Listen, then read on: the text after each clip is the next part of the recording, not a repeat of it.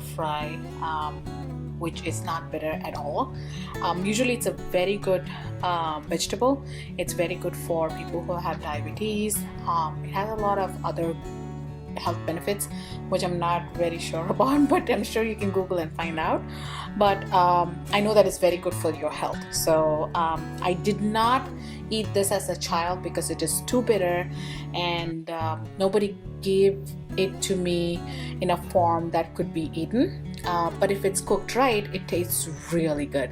So when my mother-in-law was here during the summer vacation, she made it and she taught me how to do it. And from then on, I'm doing it the exact way that she's taught me. And the key is to kind of fry it to a point where it's very crispy.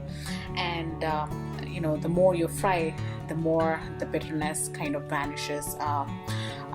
The longer you fry the bitter gourd, the better it is, in the sense that so this recipe was taught to me by my mother-in-law. The key is to cook it long enough and fry it long enough so that the bitterness would kind of go away.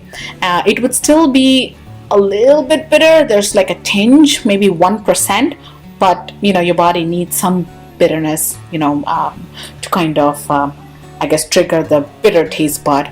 But I'll show you how to kind of cut it. I found a shortcut way to kind of cut it and take out the seeds in between, and then fry it in the right way. I use the masala that my mother-in-law makes.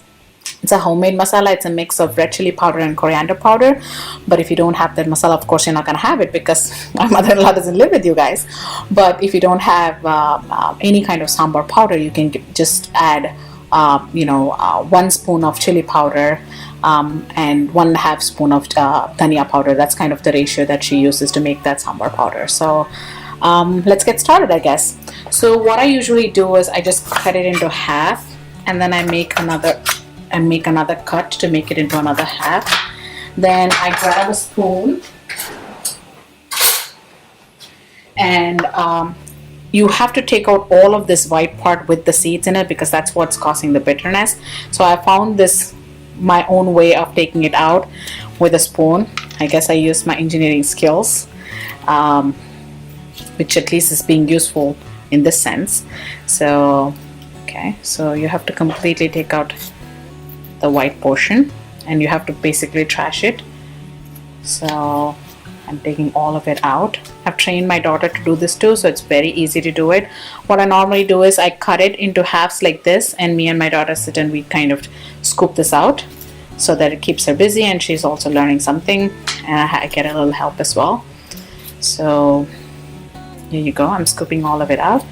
What I'm also planning to do is save some of these seeds. Let me scoop it out and I'll show you what I mean.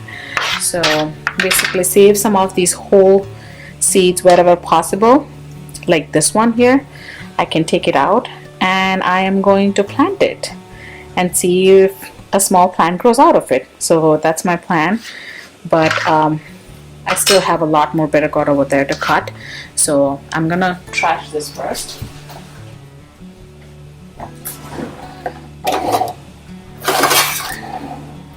I'm gonna trash this first.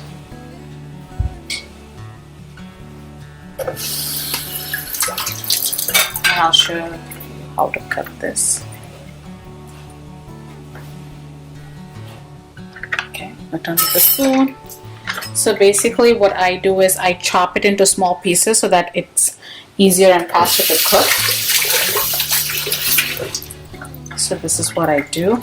I keep it this way, facing up, and then I make it into small pieces like this first.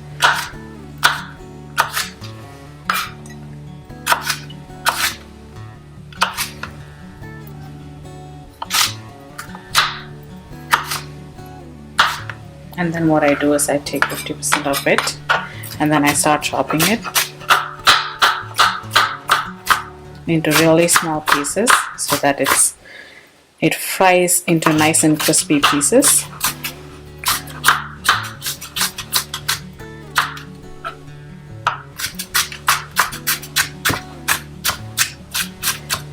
Okay, there we go. It's nice and crispy and it's small enough for it to be fried. So let's cut these as well.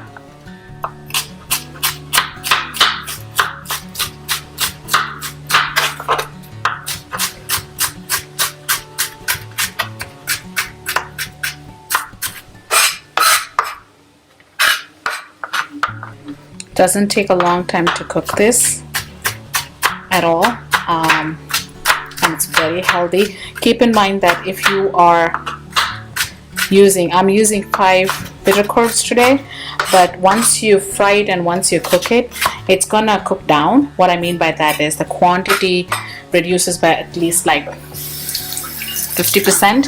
So keep that in mind when you pick your number of bitter gourds. So today I'm taking like 5 bitter gourds, but overall once it's fried, the whole quantity would turn up to be maybe worth of just 2 to 3 bitter gourds. So just keep that in mind when you're making it. So take a lot of fruit so that when you cook it down, you get at least some amount and you can keep it for at least 2 days. So I'm gonna stop the video now, and once I chop off all the vegetables, all of the bitter gourds, I will start showing you how to make it. Okay.